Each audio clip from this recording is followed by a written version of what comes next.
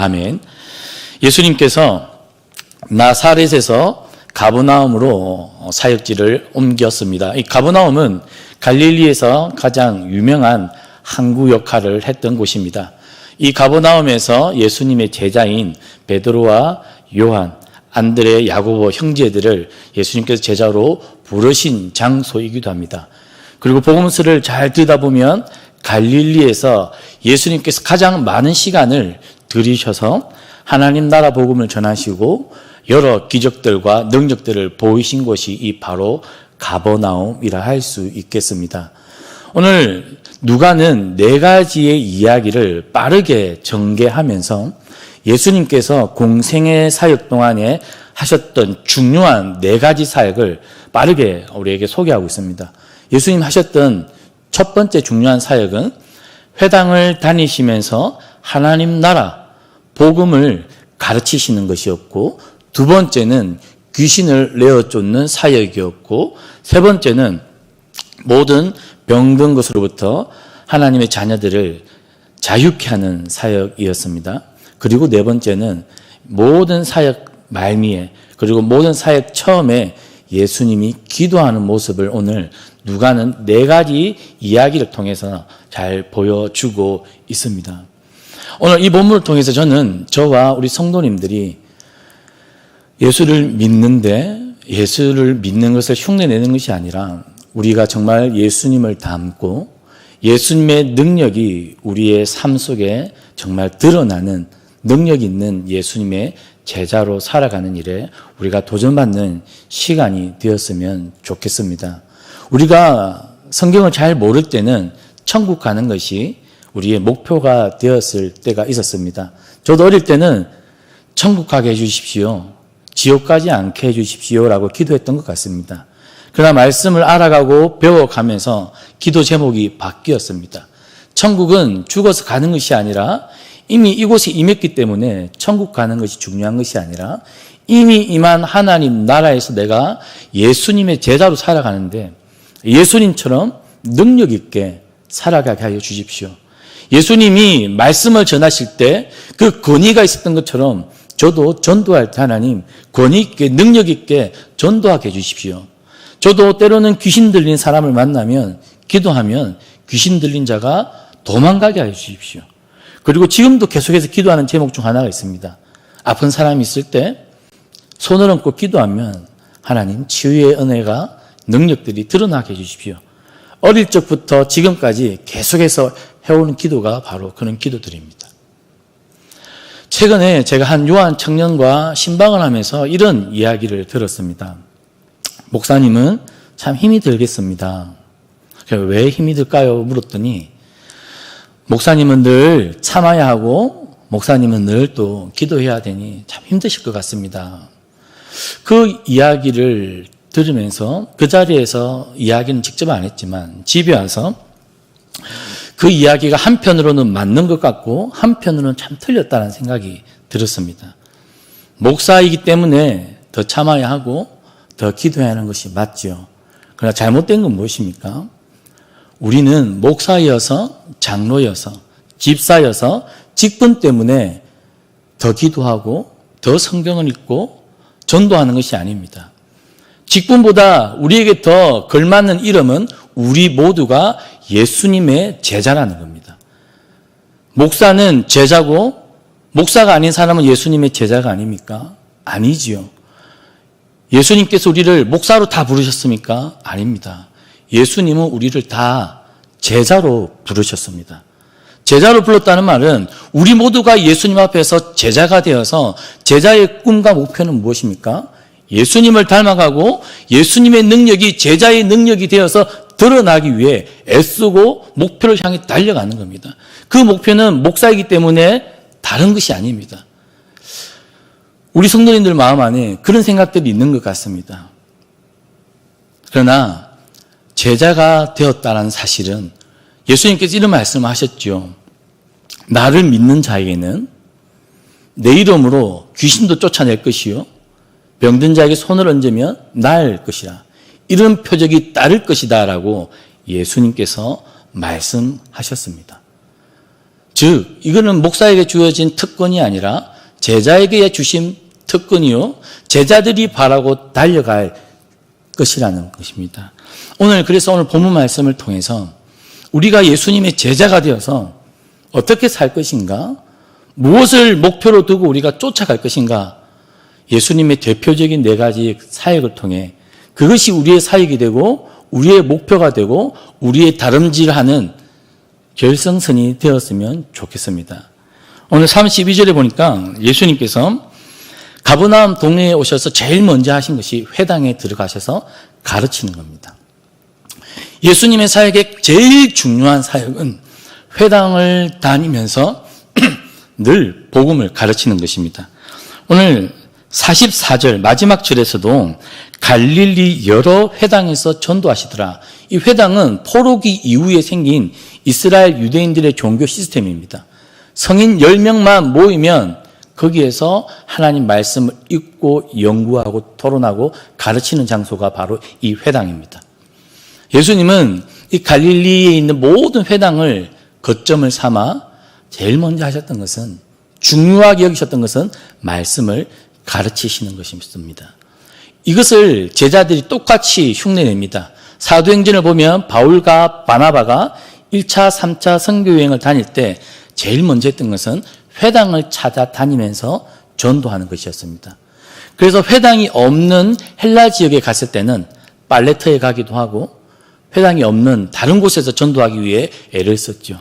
예수님께서 제일 중요하게 여기셨던 것은 보내신 이, 누굽니까? 성부 하나님이시죠. 보내신 이의 말씀을 전달하는 사역입니다. 그것을 예수님 제일 중요하게 여기셨습니다. 예수님께서는 회당에서 무슨 이야기를 하셨을까요? 이사야서와 모세오경과 시편이 나를 가리켜 기록된 글이라는 것을 유대인들에게 알려주셨습니다.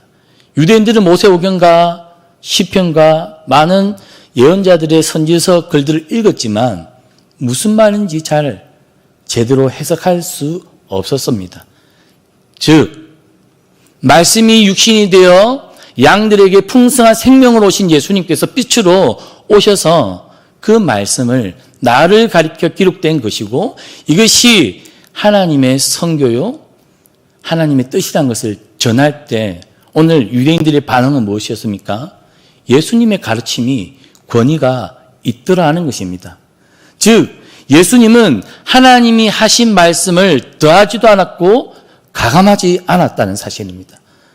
보내신 이의 말씀을 그대로 전달할 때 그 속에 하나님의 능력이 권위로 오늘 드러나고 있음을 우리가 볼 수 있습니다. 예수님께서 우리에게 가장 기대하시는 것은 무엇일까요? 예수님의 제자들이 가는 곳곳마다 내가 가르친 것들을 똑같이 가르치기를 원하시는 것.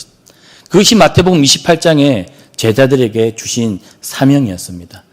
우리가 말씀에 늘 거하고 말씀이 충만하고 우리가 이 구약과 신약 성경이 무엇을 향해 기록된 것인지를 우리가 늘 상고할 때 우리가 만나는 이웃들 가운데 어둠 속에 있는 자들을 빛으로 인도하는 일을 우리는 무엇으로 할 수 있다는 것입니까? 말씀을 통하여서 말씀을 나눔으로 우리는 그 일들을 감당할 수 있다는 사실입니다. 우리가 많은 것들이 있습니다. 많은 프로그램들이 있습니다. 그러나 예수님께서 제일 우선시했던 예수님의 사역은 말씀을 전하는 사역이었습니다. 사도행전을 보면 제자들도 성령의 능력에 힘입어서 담대하게 하는 첫 번째 행위가 무엇이냐면 말씀을 담대하게 선포하는 것이었습니다. 베드로가 바울이 회당에서 광장에서 말씀을 선포할 때 사람들이 그 말씀에 반응하기 시작했고 말씀을 듣고 돌아오기 시작했습니다. 왜요? 베드로에게 능력이 있었을까요? 바울에게 능력이 있었습니까? 바울과 베드로가 오늘 예수 그리스도가 전한 말씀에 능력이 있기 때문입니다. 그래서 예수님께서 전한 그 말씀에 권위와 능력이 드러나자 사람들이 예수님을 붙잡아 두려고 할 때 예수님은 한 곳에 매이지 않고 보내신 이의 뜻을 따라 보내신 이의 메시지가 온 갈릴리에 퍼지도록 그 자리를 떠나서 갈릴리의 모든 회당을 다닙니다. 저는 우리의 인생 여정이 하나님이 우리를 말씀을 전하라고 보내시는 그 장소에 우리의 발걸음이 가닿기를 주님의 이름으로 축복합니다. 우리가 가는 곳곳마다, 우리가 가려고 하는 곳마다, 우리가 앞으로 가려고 하는 그곳이 말씀을 전하기 위한 곳이 되기를 주님의 이름으로 축복합니다. 예수님의 공생의 사역을 보면 재미난 사실이 하나 있습니다. 말씀을 전하는 그 현장에 꼭 뒤따르는 역사가 무엇이냐면 귀신이 쫓겨나가는 일들입니다. 오늘 회당에서 귀신 들린 사람이 있었습니다. 귀신은 예수님이 하나님의 아들 메시아 이름을 바로 알아챘습니다. 영적인 존재이기 때문입니다. 이 귀신이 하는 일은 무엇입니까? 하나님의 자녀의 형상을 훼손하는 것입니다. 영적으로 짓누르는 것이요, 육체적으로 오늘 보니까 그 사람을 무리 중에 넘어뜨립니다. 귀신은 공중의 권세 잡은 자가 되어서 하나님의 백성들의 영육간의 모든 하나님의 형상을 무너뜨리고 훼손시키고 파괴시키고 하는 것이 이 사탄의 일입니다. 그러나 시편 말씀과 이사야 61장의 말씀처럼 하나님의 아들 예수 그리스도가 오셔서 하시는 일은 억눌리는 모든 것으로부터 우리를 자유케 하시는 사역입니다. 오늘 예수님께서 사탄과의 이 대결 속에서 영적인 싸움 속에 승리를 한 결과 예수님께서 꾸짖어 그 사탄을 쫓아내십니다. 누가는 예수님과 사탄의 영적인 이 싸움을 여러 차례 기술하고 있습니다. 이 누가복음 처음에도 누가는 예수님이 성령이 충만하여 광야에 들어간다라고 이야기합니다. 성령에 이끌려 광야에 들어간다라고 합니다. 광야에서 사탄과의 영적 싸움을 이기고 나올 때 성령의 능력을 힘입어 예수님께서 사역을 시작하고 있음을 누가는 기록하고 있습니다. 오늘 회당에서 말씀을 전하시는 예수 그리스도는 성령이 충만한 상황입니다. 그래서 예수님께서 꾸짖어 이르시니 귀신은 나갈 수밖에 없습니다. 왜요? 영적 싸움에서 졌기 때문에 진 자는 그 공간을, 그 영역을, 그 나라를 차지할 수가 없습니다.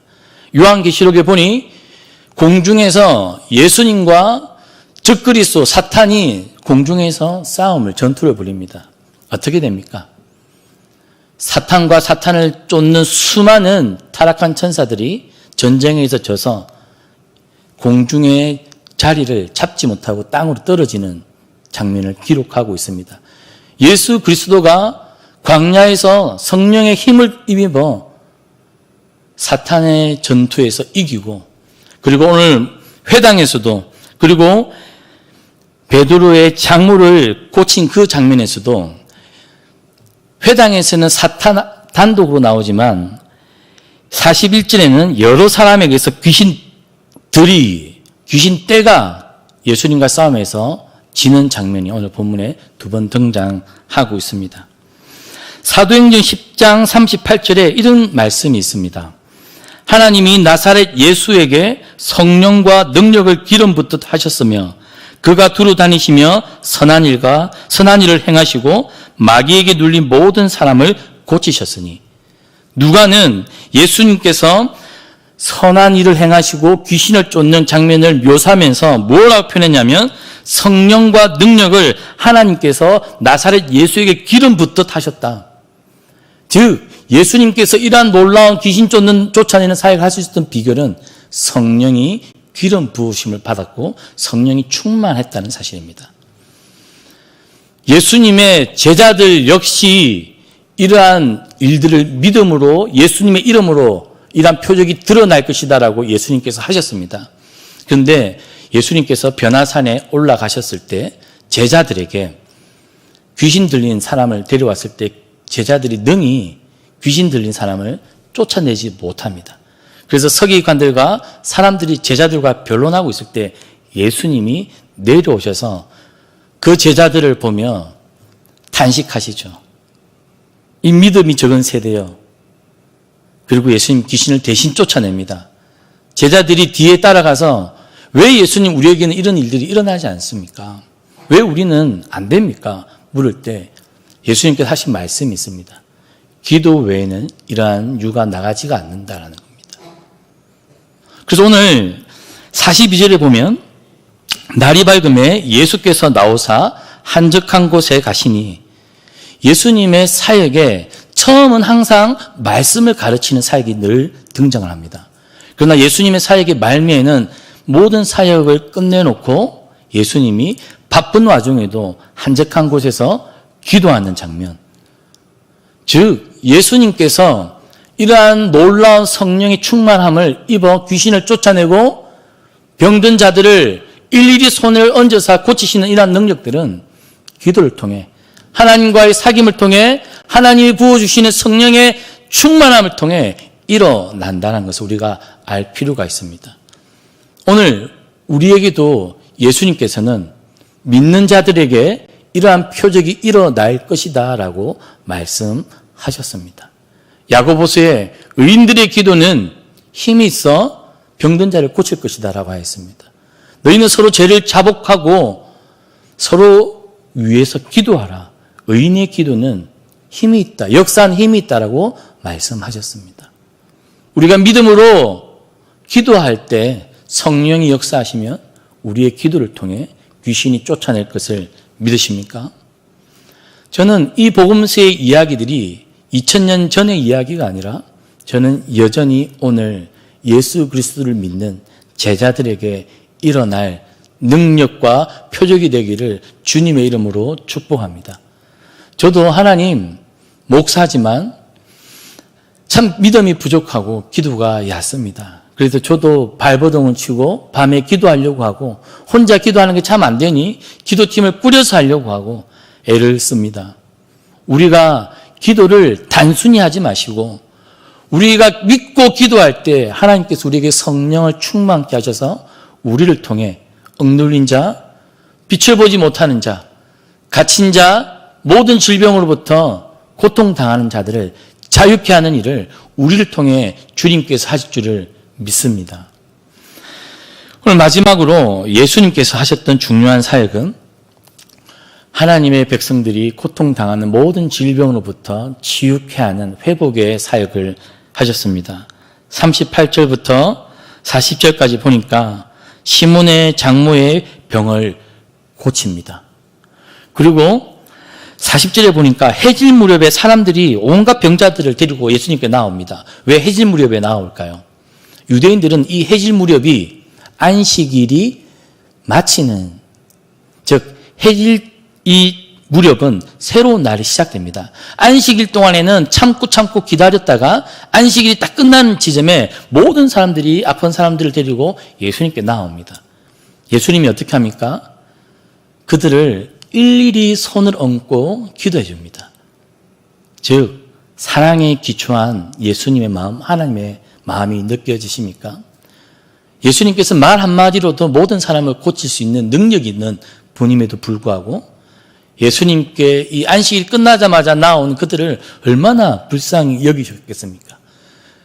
그 불쌍한 마음이 일일이 손을 얹고 기도하는 예수님의 모습으로 오늘 등장합니다.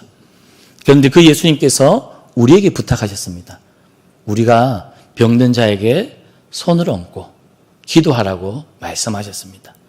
아픈 사람이 있으면 장로를 초대하여 기름을 바르고 기도하라고 말씀하셨습니다. 하나님 우리에게 주신 능력과 은혜가 너무나 많은데 예수님의 제자가 된 우리들은 그 능력과 우리가 받은 은혜들을 너무나 작게 여기고 있지 않은지 모르겠습니다.